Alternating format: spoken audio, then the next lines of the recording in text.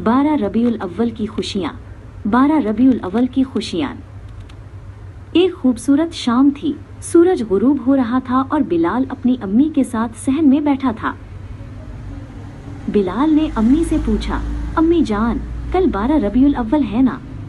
हम इसे कैसे मनाते हैं? अम्मी मुस्कुराई और बिलाल का हाथ थाम लिया। हाँ मेरे बेटे, कल हमारे प्यारे नबी हजरत मोहम्मद सल्लल्लाहु अलैहि वसल्लम का यौम विलादत है। हम इस दिन को खुशी और अकीदत से मनाते हैं। सबसे पहले हम नबी पाक सल्लल्लाहु अलैहि वसल्लम पर दुरूद सलाम भेजते हैं। फिर हम कुरान पाक की तिलावत करते हैं और नबी पाक सल्लल्लाहु अलैहि वसल्लम की सीरत तैयबा के बारे में पढ़ते और सुनते हैं। हम गरीबों और ज़रूरतमंदों की मदद करते हैं, उन्हें खाना खिलाते हैं और तोहफे देते हैं। ये नबी पाक सल्लल्लाहु अलैहि वसल्लम की सुन्नत है। हम अपने घरों और गलियों को सजाते हैं, चरागा करते हैं ताकि हर तरफ खुशी और रोशनी फैले।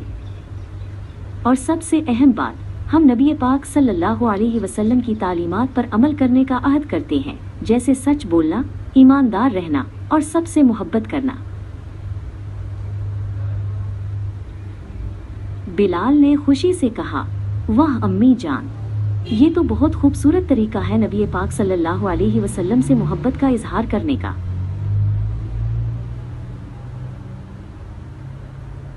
अम्मी ने बिलाल को गले लगाया।